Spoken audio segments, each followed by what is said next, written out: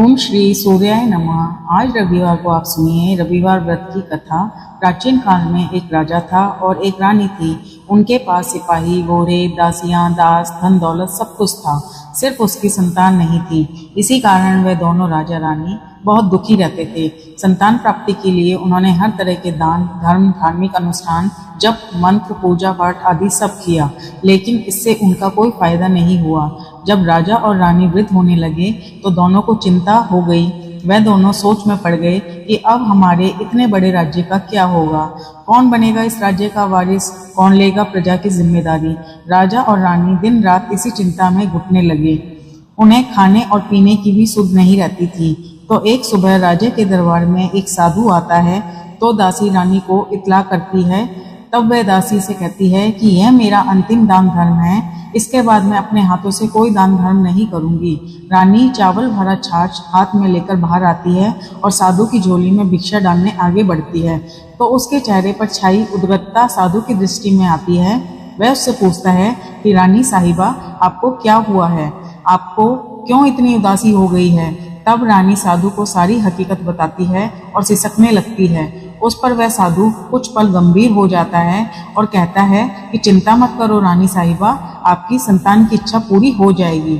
आपकी कोख से एक पुत्र का जन्म होगा, मात्र वह 14 साल तक ही आप लोगों को मिलेगा। इससे आगे वह जीवित नहीं रह पाएगा।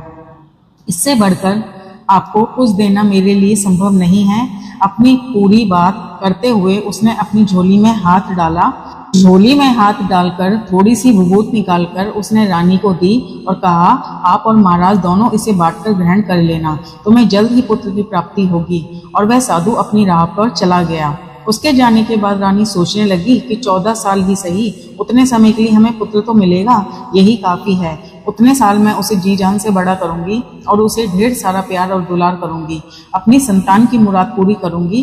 उस रात अपना सारा राज खत्म करके राजा जब रानी के महल में गए तो रानी ने राजा को सारी बात बता दी और साधु की दी हुई भूत को भी राजा को दिखाकर बोली कि साधु महाराज ने इस भूत को हम दोनों को ग्रहण करने के लिए दी है। राजा बोले, इतना दान और धर्म किया, जप और तप किया, उसका कोई भी फल नहीं मिला, अब इस विभूत से हमें क्या संतान प्राप्त होगी। उस पर रानी बोली, जब इतना सब कुछ कर लिया तो अब यह सही क्यों नहीं, अब हम उस साधु को बुलवा दें। राजा को अब इस बात पर विश्वास नहीं था, पर रानी को दुख न पहुंचे इसलिए वह राजी हो गया और राजा रानी दोनों नहाते धोते हैं। फिर अपने भगवान का नाम का स्मरण करते हैं, अपने पुरखों का स्मरण करते हैं और उस साधु महाराज का नाम स्मरण करके वह विभूत बांटकर दोनों खाते हैं। उसके बाद दोनों निश्चित होकर सोते हैं। तो कुछ दिन गुजर जाते हैं और साधु द्वारा कहे अनुसार रानी गर्भवती हो जाती है। उस पर राजा और रानी दोनों की खुशी गगन में नहीं समाती। राजा रानी से बोलते हैं, महारानी सचमुच साधु महाराज की कृपा हो गई। तो 9 महीने बाद रानी ने एक सुंदर पुत्र को जन्म दिया। राजा ने बड़ी धूमधाम से पुत्र का नामकरण किया। सारे राज्य में 8 दिन तक अंश तर्पण रखा, उत्सव मनाया गया। आप पुत्र की कुंडली देखने के लिए राज्य के सबसे बड़े विद्वान पंडित जी को बुलाया गया, जो कुंडली देखकर पंडित जी बड़े चिंतित हो गए और कहने लगे कि महाराज, हमारा राजपुत्र सिर्फ 14 साल तक ही हमारे पास रहेगा। राजा को तो इस बात की भनक भी नहीं थी। रानी को भी साधु महाराज की बात याद आ गई। दोनों चुप रह जाते हैं। उसके बाद राजा और रानी बड़े प्यार से बेटे की परवरिश करते हैं, उसकी हर ख्वाहिश पूरी करते हैं और थोड़े समय के लिए ही सही भगवान ने संतान की अपनी मुराद पूरी कर ली। इससे वे समाधान मानते हैं। राजपुत्र दिन प्रतिदिन बड़ा होता है। जब वह 7 साल का हो जाता है तो राजा को एक अच्छे गुरु की नियुक्ति करके उससे पढ़ाई लिखाई, घुड़सवारी आदि 12 विद्याओं का शिक्षण देते हैं। जब वह सब शास्त्र विद्या में पारंपरिक हो जाता है और 12 साल की उम्र का हो जाता है, तब एक अच्छी सी कन्या खोजकर उसकी शादी करा देते हैं। तो 2 साल और बीत जाते हैं। बेटा 14 साल का हो जाता है। एक दिन राजपुत्र राजा से बोलता है, पिताजी मैं अपना सारा राज्य घूम कर देखना चाहता हूँ। आज तक मैंने सिर्फ अपने रजवाड़े के अतिरिक्त कुछ और नहीं देखा। बेटे की बात सुनकर राजा चिंतित हो जाते हैं, क्योंकि पुत्र को 14वां साल शुरू हुआ ही था। अब कोई अनहोनी होने का वक्त नजदीक आ पहुंचा था, लेकिन राजा का यह बात पुत्र को बता नहीं सकता था। राजा अपने चेहरे पर खुशी लाकर बेटे से कहता है कि हाँ जरूर बेटा, जाओ अपना सारा राज्य घूमकर देखकर आओ। कहाँ क्या है यह सब जानना चाहिए। कल मेरे बाद तुमको ही तो राजा बनना है। मात्र एक बात का ध्यान रखें, तुम जहाँ जा रहे हो, क्या कर रहे हो, यह बात अपनी पत्नी को नहीं बताना। पुत्र कहता है, ठीक है पिताजी, आपने जो कहा है मैं वैसा ही करूँगा। राजपुत्र दिन भर अपनी पत्नी के साथ रहता है, खुशियाँ मनाता है और रात को 12 बजे वह उठकर बाहर चला जाता है। फिर सुबह होने से पहले वापस आकर अपने महल में आकर सो जाता है। ऐसा बहुत दिनों तक चलता रहता है और पुत्र का 14 साल खत्म होने में कुछ ही दिन बाकी रहे थे। इतने में उसकी पत्नी यानी छोटी रानी रात में जाग जाती है। वह देखती है कि बिस्तर पर राजपुत्र नहीं है। वह महल में सब जगह देखती है तो राजपुत्र कहीं भी नजर नहीं आते। तो वह क्या करती, किससे कहती? वह चुपचाप रहती है। फिर वह सुबह होने पर देखती है कि उसका पति अपनी जगह सोया हुआ है। वह पति से कुछ नहीं पूछती। लेकिन दूसरी रात भी जब ऐसा ही होता है तो तीसरी और चौथी रात और कुछ दिन तक ऐसा ही चलता रहता है। तब रानी बहुत चिंतित हो जाती है। उसके मन में ढेर सारे सवाल उठते हैं, लेकिन उसे पूछने में डर लगता है, शायद पति गुस्सा न कर बैठे। सास ससुर से पूछने के बारे में सोचा तो उसकी कुल मर्यादा बीच में आ जाती है। तो इस तरह वह मन ही मन घुटती रहती है। इस हालात में उसे खाने पीने में दिलचस्पी नहीं होती। वह दुबली पतली होती जाती है। तो उस राज्य में फूल बेचने वाली एक बूढ़ी मालिन थी। वह हमेशा छोटी रानी को फूल देने उसके महल में आती थी। उस बुढ़िया का ध्यान छोटी रानी पर पड़ जाता है। वह उससे पूछती है कि बेटी, तुम्हें किस बात का दुख है? तुम इस तरह सूख कर काटा क्यों बनी हुई हो? उस पर रानी कहती है, क्या बताऊं तुम्हें अम्मा, तुम्हारा राजपुत्र हर रात्रि को बाहर चला जाता है और सुबह वापस लौट कर आता है। वह कहाँ जाता है, क्या करता है, यह सोच सोचकर मैं अन्न ग्रहण नहीं कर पाती हूँ और सूख सूख कर इस तरह कांटा बन रही हूँ। बुढ़िया ये सब बातें सुनकर एक उपाय बताती है कि बेटा ऐसा करना, आज रात को तुम सोना मत, उसके पीछे जाकर देखना कि वह कहाँ कहाँ जाता है और क्या करता है, और उसकी अच्छी तरह से पहरेदारी करना। तो छोटी रानी बोली कि अगर मुझे नींद आ गई तो? बुढ़िया बोली कि तुम्हें नींद ना आए इसलिए एक काम करना, अपने बाएं हाथ की उंगली में एक जख्म कर देना, उस पर थोड़ी सी मिर्ची छिड़कना, उससे तुम्हें बड़ी जलन होगी, उस पीड़ा से तुम्हें रात भर नींद नहीं आएगी।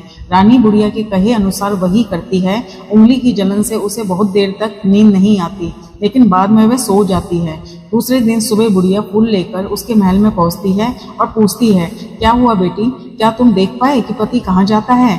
रानी कहती है, नहीं अम्मा, पहले कुछ समय जलन के कारण मुझे नींद नहीं आई, पर कुछ समय के पश्चात मैं सो गई। बुढ़िया कहती है, कोई बात नहीं, तुम अपनी उंगली पर पहले से थोड़ा और बड़ा जख्म करना और ज्यादा मिर्ची लगाना। तो रानी ने वैसा ही किया, परंतु वह सिर्फ पति को बाहर निकलते हुए देख पाती है, उसके पीछे नहीं जा सकती क्योंकि इसे फिर से नींद आ जाती है। दूसरे दिन सुबह बुढ़िया आती है तो उसके पूछने से पहले ही रानी रोकर कहती है, अम्मा, मैं आज भी उसकी पहरेदारी ठीक से नहीं कर पाई। बुढ़िया कहती है, रोना नहीं बेटी, सब कुछ ठीक हो जाएगा। तुम आज रात जख्म और बड़ा करना और उस पर ज्यादा मिर्ची लगाना, और एक काम करना कि जब वह जाने के लिए निकलता है तब उसका रास्ता रोकना। बुढ़िया ने जैसा बताया रानी ने वैसा ही किया। आज रात उसे नींद नहीं आती है। पति जब रात को महल से निकलने के लिए चलने लगता है तो वह बुढ़िया ने जैसा बताया वैसे ही करती है। दौड़कर जाकर पति का रास्ता रोकती है और कहती है, कहाँ जा रहे हो, किससे मिलने जा रहे हो, मुझे बताओ। राजपुत्र उसे समझाने की कोशिश करता है, देखो अगर मैंने तुम्हें बता दिया तो मैं दोबारा नहीं मिल पाऊंगा। रानी कहती है, कोई बात नहीं, ना मिल पाओ, लेकिन आज रात के समय कहाँ जाते हो यह मुझे बता दो। राजपुत्र निरुपाय हो जाता है। पत्नी की जिद के आगे उसकी एक नहीं चलती। ठीक उसी समय उसका 14वां साल खत्म हो रहा होता है, 15वां साल लगने वाला होता है। जो होता है वह हो जाने दो, यह सोचता है, और कुछ चावल मंत्रों से सिद्ध करके पत्नी को कहता है कि इन चावल के दानों को हाथ की मुट्ठी में पकड़ना, पहले दाएं हाथ में पकड़े चावल मेरे ऊपर फेंकना, मैं कौन हूँ तुम्हें पता चल जाएगा। बाएं हाथ में बाद में चावल मेरे ऊपर फेंकना, मैं जैसा था तुम्हें मिल जाऊंगा, लेकिन यदि तुम बाएं हाथ के चावल मेरे ऊपर फेंकना भूल गई तो मैं तुम्हें कभी नहीं मिल पाऊंगा। रानी ने कहा, नहीं भूलूंगी। रानी बड़े आत्मविश्वास के साथ यह कहकर दाएं हाथ में पकड़े हुए चावल पति के ऊपर फेंक देती है तो राजपुत्र एकदम एक विशाल घोड़ा बन जाता है। एकदम उम्दा सफेद गर्दन पर लंबी अयाल देखते देखते वह तेजी से दौड़ने लगता है। रानी उस घोड़े को एकदम भौचक्की होकर देखने लगती है और पति ने बाएं हाथ के चावल फेंकने की जो बात कही थी वह भूल जाती है। उसकी आंखों के सामने घोड़ा महल से बाहर निकल जाता है। घोड़ा जो महल से बाहर जाता है तो वापस नहीं आता। अब रानी को बड़ा पश्चाताप हुआ, वह स्वयं को कोसने लगी, लेकिन अब उसका कोई फायदा नहीं होने वाला था। राजपुत्र अब वापस नहीं आने वाला था। सुबह होते ही महाराजा को सब बात पता चली। उन्हें बहुत दुख हुआ। वह बिस्तर पकड़ते हैं और राह देखते हैं कि एक दिन उनका बेटा वापस आ जाए। इस तरह 1 महीना गुजरता है, 3 महीने गुजरते हैं, आखिरकार 6 महीने भी पूरे हो जाते हैं। राजपुत्र का कोई अता पता नहीं रहता। प्रधान राजपुत्र को ढूंढने के लिए राज्य के गांव-गांव सिपाही भेजता है, लेकिन उन्हें कोई सफलता नहीं मिलती। इधर रानी अपनी हट के कारण पति गायब हो गया यह सोचकर मन ही मन कोसती है और प्रण लेती है कि कुछ भी करके पति को ढूंढकर लेकर आएगी और उसे वापस जरूर घर लाएगी। एक दिन सुबह उठकर ससुर के महल में जाती है और कहती है कि मैं अपने पति की खोज में जा रही हूँ। महाराज को और क्या चाहिए था, कुछ भी करके उनका बेटा उन्हें वापस चाहिए था। वह बहू को जाने की अनुमति देकर कहने लगती कि बेटी तुम्हें जो चाहिए वह करो, जहाँ जाना है वहाँ जाओ, लेकिन हमारे बेटे को वापस लेकर आओ। अब रानी अपना शाही वेश बदलकर एक सेठानी बन जाती है। कुछ दासियों को, कुछ नौकरों को साथ लेती है, कुछ सामान साथ ले लेती है और राज्य की सीमा पर जाकर वहाँ एक भोजनालय खोल देती है। वहां आने पर सब यात्री को खाना मुफ्त में देने लगती है। मात्र एक शर्त रखती है कि खाने वाले को उसकी देखी हुई कोई अजीब चीज उसकी मालकिन को यानी राजकन्या को बतानी पड़ेगी। तो वहां आने वाला हर नागरिक अपनी तरफ से मैंने ये देखा, मैंने वो देखा कहकर वहां से मुफ्त खाना खाकर चला जाता था। परंतु रानी को जो बात चाहिए थी वह उसे अभी तक नहीं मिली थी। ऐसे में कुछ दिन बीत गए तो रानी के महल में फूल लेकर जाने वाली बुढ़िया के एक बेटा और बहू थे। उनका एक छोटा बेटा था, यानी बुढ़िया का एक पोता था। तो बेटा बहू सुबह काम के लिए निकलते थे तो पोते को संभालने की जिम्मेदारी बुढ़िया पर रहती थी। दिन भर पोते को संभालती थी। एक दिन बुढ़िया को पान खाने की आदत थी तो पान लगाने के लिए चूना चाहिए था। वह उसे तैयार करने के लिए सीपिये लेकर आई। इन सीपियों को भूनने के लिए गोबर के कंडे चाहिए थे। कंडे इकट्ठा करने के लिए वह बांस की टोकरी लेकर चरवाहे के मैदान में गई। वहां बहुत सारे कंडे थे। उन्हें जमा करते करते उसे घर आने में अंधेरा हो गया।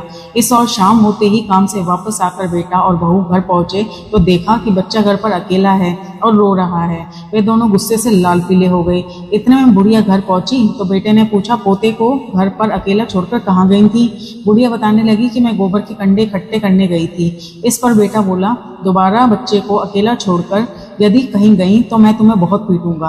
बुढ़िया कहने लगी, नहीं बेटा, फिर कभी ऐसा नहीं करूंगी। लेकिन दूसरे ही दिन बुढ़िया वह बात भूल गई और फिर चरवाहे के मैदान पर कंडे इकट्ठे करने के लिए चली गई। शाम को जब बेटा बहू काम से वापस लौटे तो देखा कि बच्चा घर पर अकेला है और रो रहा है। अब उसके बेटे की सहन शक्ति कम होने लगी और बुढ़िया के वापस आने पर उसे घर से निकाल दिया। बुढ़िया रात भर घर के बाहर अंधेरे में बैठी रही और सुबह होते ही हाथ में टोकरी लेकर कंडे इकट्ठा करने के लिए निकल गई। उस दिन उस पर कंडे इकट्ठा करने का मानो पागलपन सवार हो गया। कंडे इकट्ठे करते करते जब अंधेरा हो गया तो उसे मालूम ही नहीं चला। उसे जब ध्यान आया तो गांव का रास्ता भी ठीक ढंग से दिखाई नहीं दे रहा था। वे अंधेरे में आंखें फाड़कर देखती देखती किसी तरह आगे बढ़ निकली तो एक कपिला गाय छन छन की आवाज करती हुई गले की घंटी बजाती हुई ठुमक कर उस मैदान में आ गई। उसे देखकर बुढ़िया सोचने लगी कि इस गाय के पीछे पीछे जाऊंगी तो गांव तक पहुंच जाऊंगी। तब बुढ़िया उसे पीछे पीछे जाने लगी। वह गाय उस मैदान से लेकर एक एक करके 6 मैदान पार करती है। आखिरकार वह 7वें मैदान तक पहुंचती है तो क्या होता है कि उस मैदान में एक बड़ा सा पत्थर है। गाय जाकर उस पत्थर पर अपना सींग मारती है। जब गाय ने सींग मारा तो वह पत्थर दूर हट गया और पाताल में नीचे जाने की सीढ़ियां दिखाई देने लगी। तब वह गाय उन सीढ़ियों से नीचे जाने लगी। बुढ़िया वह सब देख रही थी और झट से जाकर गाय की पूंछ को पकड़ लिया। वह गाय के साथ नीचे पाताल में चली गई और तुरंत ही गाय की पूंछ छोड़ दी और इधर उधर देखने लगी। उसने देखा कि वहां दीप और दिए जलते हैं। तेज रोशनी गाय के ऊपर पड़ती है और वहां अद्भुत घटनाएं घटने लगती हैं। गाय के नीचे जाते ही उसके गले में अपने आप साल पड़ जाती है और छमछम करके कोई दूध आड़ी में गाय का दूध दुहाने लगा। लेकिन जो कोई वह कर रहा था वह मात्र दिखाई नहीं दे रहा था। बुढ़िया बहुत घबरा गई, कहाँ आकर फंस गई। यह सोचने लगी कि यहाँ वहाँ छिपने के लिए जगह ढूंढने लगी, लेकिन उसे कहीं भी जगह नहीं मिली। हर जगह उजाला ही उजाला था। तो वह कोने में खड़ी हो गई। जो कुछ सामने हो रहा था सिर्फ उसे चुपचाप देखने लगी। उसने कहा, वहाँ एक उम्दा सफेद घोड़ा और 2 कुंड थे। उसमें से एक कुंड में उस घोड़े ने छलांग लगाई और ऊपर आ गया और उस घोड़े को अब राजपुत्र का रूप प्राप्त हो गया। उसने दूसरे कुंड में पानी में स्नान किया, वहां रखे नए कपड़े पहने और नजदीक ही एक सुंदर पलंग था, उस पर आकर वह बैठ गई। उसके सामने अपने आप 5 पकवानों की थाली आ गई। दूध की एक प्याली भी आ गई, 5 सुपारी आ गई। उसके सामने एक दिया जलता रहा और राजपुत्र ने खाना खाया, पानी पिया, 5 सुपारी खाई और बिस्तर पर लेट जाने से पहले सूर्यदेव का स्मरण करके सामने जलते हुए दिए से पूछा, हे दीपंकर, मेरे माता पिता क्या कर रहे हैं? दिया बताने लगा, बेटे के शोक में डूबे हैं, राजभार कौन संभाल रहा है? तो उसने बोला कि राज्य प्रधान संभालते हैं। उसने पूछा कि मेरी पत्नी क्या करती है? तो दिए ने बोला, उसने चौराहे पर भोजनालय शुरू कर दिया है, आते जाते लोगों से वह नई खबर के बारे में पूछती रहती है। दिए के यूं कहते ही राजपुत्र कहने लगा, ठीक है। उसके बाद वह सो गया। बुढ़िया कोने में खड़ी हुई ये सब देख रही थी। ऐसी अद्भुत घटना उसने जिंदगी में पहली बार देखी थी। उसे अंदर ही अंदर चुलबुलाहट होने लगी। उत्सुकता से वह देखने लगी, लेकिन उसके बाद और कुछ घटनाएं नहीं घटती। रात गुजर गई और सुबह हो गई। पलंग पर सोया हुआ राजपुत्र उठा। फिर से पहले उसने कुंड में छलांग लगाई, तो अब वह फिर से घोड़ा बनकर कुंड से बाहर आ गया। वह तेजी से उच्च पताल नगरी से बाहर निकल गया, लेकिन वह कहाँ गया, बुढ़िया को कुछ पता ही नहीं चला। उसके बाद पिछली रात की तरह कोई उस गाय को छम-छम करके दूध दुहाने लगा। जैसे ही दूध दोहना कम हो गया, उसके गले की साल अपने आप खुल गई। वह गाय तेजी से ऊपर जाने लगी, सीढ़ियों की ओर भागने लगी। गाय को दौड़ता देख बुढ़िया सोचने लगी कि अब गाय के साथ यहाँ से ऊपर जाना ही समझदारी होगी, नहीं तो कोई मुसीबत आकर उसके ऊपर टपक जाएगी। झट से उसने गाय की पूंछ पकड़ ली और गाय के साथ ऊपर आ गई। गाय जब ऊपर पहुंची तो उस सुरंग का रास्ता अपने आप बंद हो गया। उसके मुंह से एक बड़ा सा पत्थर पहले की तरह खड़ा हो गया। ऊपर आकर वह गाय जंगल की ओर निकली। इधर बुढ़िया एकदम बावली सी हो गई। उसने पाताल नगरी में जो कुछ भी देखा वह जल्द ही जल्द किसी को बताने के लिए उतावली हो गई। उसे एकदम याद आया कि नगर की सीमा पार कोई औरत भोजनालय चलाती है और नई बात बताने वालों का अच्छा खाना पीना मुफ्त में देती है। वह सोचने लगी, क्यों ना मैं यह बात उस औरत को जाकर बताऊं। यदि उसे यह बात पसंद आई तो बाकी जीवन खाने पीने की झंझट से मुक्ति मिल जाएगी। बुढ़िया ने मन में तय किया और तुरंत उस भोजनालय के द्वार पर पहुंच गई। नगाड़े के सामने खड़ी हो गई और जोर जोर से नगाड़ा बजाना शुरू कर दिया। नगाड़े का शोर इस तरह मालकिन यानी छोटी रानी मन में प्रसन्न हो जाती है कि शायद कोई बड़ी बात लेकर यहाँ आया है। रानी सिपाहियों को आदेश देती है कि जाइए और जो कोई भी आया है उसकी अच्छी तरह खातिरदारी कीजिए। आदेश पाते ही सिपाही नीचे दौड़ कर आए तो एक बुढ़िया नगाड़ा बजा रही थी। उन्होंने पूछा, क्यों नहीं बुढ़िया, क्या हुआ, क्यों नगाड़ा बजा रही हो? बुढ़िया बोली, कुछ नहीं बेटा, यहाँ खाना मिलता है ना, इसलिए आई हूँ। खाना चाहिए, मिलेगा, लेकिन तुझे कोई नई बात बतानी पड़ेगी। हाँ बताऊंगी, एक बात मालूम है मुझे। इस पर सिपाही उसे अंदर लेकर गए। उन्होंने मालकिन का आदेश था जो कोई भी बूढ़ा बुजुर्ग वहाँ आए उनके साथ अच्छी तरह से पेश आना, उनका अच्छे से आदर सत्कार करना। तो सिपाहियों ने उस बुढ़िया का भरपूर आदर सत्कार किया। यह उसे बड़ी सिद्ध थाली भरकर व्यंजन परोसते हैं। बुढ़िया कुछ दिनों से भूखी थी, वह खाने पर टूट पड़ी। खाना खाने के बाद सिपाही ने उसे नई साड़ी पहनने को दी। उसके बाद उसे लेकर रानी के पास आए। बुढ़िया और रानी ने तुरंत एक दूसरे को पहचान लिया। तब रानी ने बुढ़िया से कहा कि अम्मा, अब बताओ तुमने क्या नई बात देखी है? नई बात? मैंने कोई नई बात नहीं देखी है। बुढ़िया बोली, वह तो मेरे पास तुम्हें देने के लिए खाने के पैसे नहीं थे, इसलिए मैंने झूठ कहा और नगाड़ा बजाया। रानी ने कहा, अम्मा घबराना नहीं, मैं किसी और को तुम्हारा नाम नहीं बताऊंगी। फिर भी बुढ़िया ने कहा कि मेरे पास कोई नई बात नहीं है। इस पर रानी ने कहा, देखो ये अम्मा, यदि तुमने मुझे नई बात नहीं बताई तो जिंदगी भर के लिए तुम्हारी देखभाल करूंगी और तुम्हें रानी माता की तरह रखूंगी। अब बुढ़िया बताने को तैयार हो गई। उसने जो कुछ भी उस चराह मैदान में देखा था वह सब कुछ कुंवर रानी को बता दिया। बुढ़िया की वह बातें सुनकर कुंवर रानी को यकीन हो गया कि वह राजपुत्र उसी का पति है। वह तुरंत बुढ़िया से बोली कि अब माँ, मुझे उस जगह पर ले चलो। तब बुढ़िया बोली, नहीं बेटी, वह पाताल राज्य है, सांप है, यदि किसी ने तुम्हें देख लिया तो तुम्हारी जान खतरे में पड़ सकती है। लेकिन रानी उसकी एक भी नहीं सुनती, उसे उस जगह पर ले जाने के लिए हट करने लगी। आखिर में बुढ़िया ने उसका ही कहना मान लिया और कहने लगी, ठीक है, मैं तुम्हें वहां ले जा सकती हूँ, पर आज नहीं, कल जाना तो शाम को ही जाना होगा। और तो दूसरे दिन को दोपहर को रानी बुढ़िया के साथ उस मैदान पर गई और एक जगह छुपकर गाय के आने की राह देखने लगी। दिन ढलते ही अंधेरा गिरने लगा और गाय हमेशा की तरह वहां आ गई। मैदान के उस कोने में जाकर उसने पत्थर पर सींग मारा तो छत से पत्थर हटकर वहां पर सुरंग में जाने का रास्ता खुल गया। गाय उस रास्ते से नीचे उतरने लगी तो बुढ़िया रानी से कहने लगी, जल्दी आगे आओ, हम गाय की पूंछ पकड़कर नीचे उतरेंगे। तो दोनों गाय की पूंछ पकड़कर नीचे उतर गई। बुढ़िया पहले जिस कोने में छिपी थी उस कोने में छिप गई। अब नीचे सब कुछ पहले जैसा ही घटित हो रहा था। गाय के गले में अपने आप साल पड़ गई। कोई अदृश्य रूप से उसका दूध धोने लगा। एक सफेद उम्दे घोड़े ने आकर एक कुंड में छलांग लगाई तो राजपुत्र के रूप में ऊपर आया।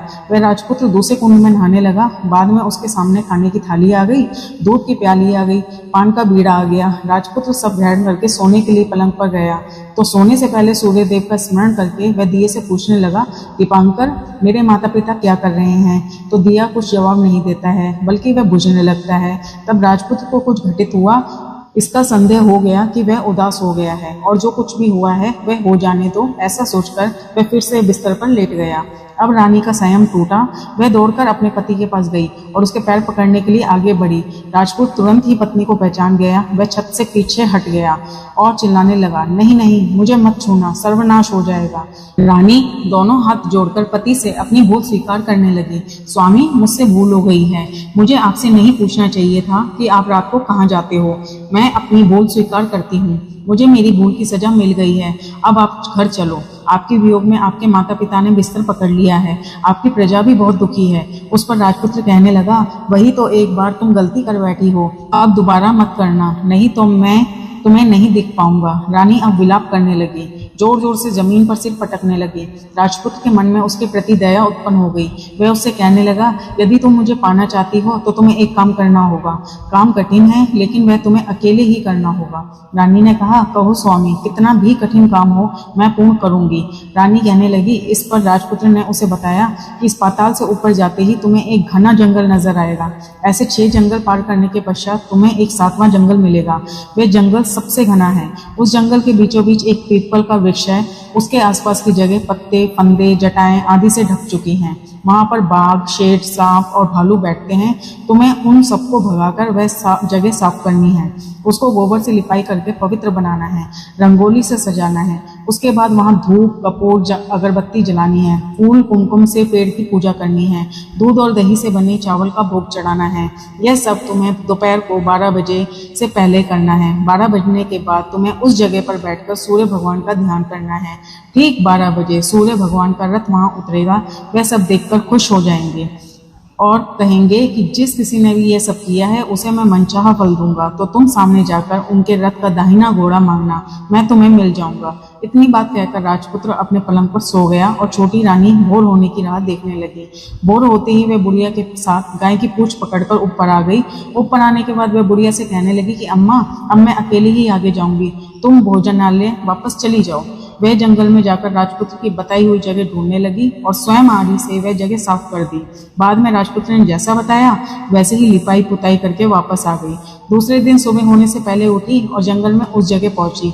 वहां जाकर इत्र और गुलाब का पानी छिड़क कर उस जगह को सुगंधित धूप अगरबत्ती जलाकर उसे पवित्र किया और पूजा की सब सामग्री तैयार कर पूरे भगवान का ध्यान करके बैठ गई। जैसे ही पति ने बताया कि दोपहर को ठीक 12 बजे सूर्य भगवान का रथ उस पीपल के पेड़ पर आकर रुका है, सूर्य भगवान ने जब रथ से नीचे देखा तो सुगंधित वातावरण देखकर वह बहुत प्रसन्न हो गए। फिर वह बोले कि जिस किसी ने ये काम किया है वह यहाँ आकर मुझसे कुछ भी मांगे, मैं उसे दूंगा।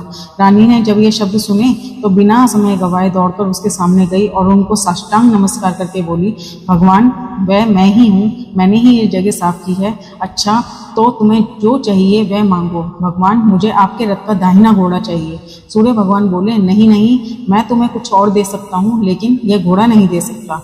मेरे रथ के 12 घोड़े हैं, तुम चाहे तो कोई और घोड़ा मांग लो, लेकिन यह दाहिना घोड़ा नहीं, वह मैं तुम्हें नहीं दे सकता। छोटी रानी ने एक नहीं सुनी। वह सूर्यदेव से एक ही बात कह रही थी, वही दाहिना घोड़ा मुझे दे दीजिए, नहीं तो मैं आपके पैरों में गिरकर अपनी जान दे दूंगी। अब सूर्यदेव धर्म संकट में पड़ गए। उन्होंने वचन दे दिया था, अब अपने वचन से पलट भी नहीं सकते। ठीक है, दे दिया तुम्हें ये घोड़ा। सूर्यदेव ने कहा, फिर एक बात और कही कि देखो, मैंने तुम्हें घोड़ा दे तो दिया है, लेकिन वह तुम्हें यहाँ नहीं मिलेगा, तुम्हें उसे पाताल में जाकर लाना होगा। रानी बोली, पाताल में ही क्यों भगवान? मैं उसे पाने के लिए कहीं भी जा सकती हूँ। रानी को वचन देकर सूर्यदेव अपने मार्ग को चले गए। इधर रानी जंगल से अपने भोजनालय में पहुंच आ गई।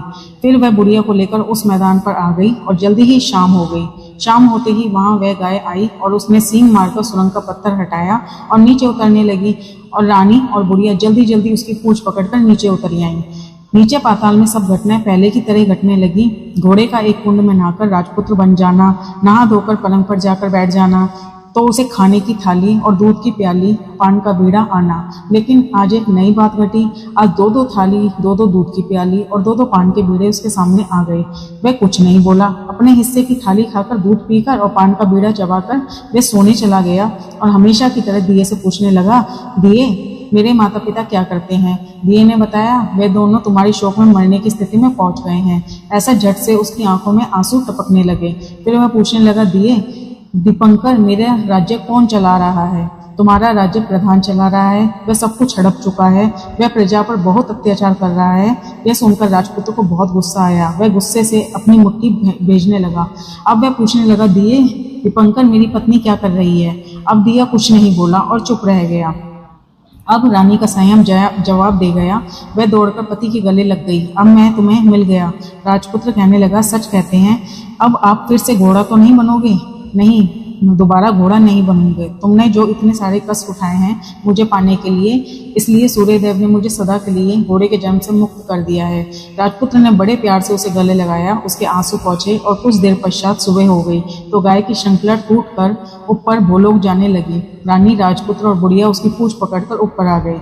ऊपर आने पर वह सीधे भोजनालय में पहुंचे। वहां पर सब सामान लोगों ने बांट दिया। उन्होंने ताला लगाकर अपने राज्य लौट गए। राजपुत्र वापस आता है और उसके तेवर देखकर प्रधान घबरा जाता है। राजपुत्र ने उसे बंदी बनाकर कैद खाने में डाल दिया और राज्य की बागडोर अपने हाथ में ले ली। उसके बाद वह अपने माता पिता को मिलने उसके महल में गया।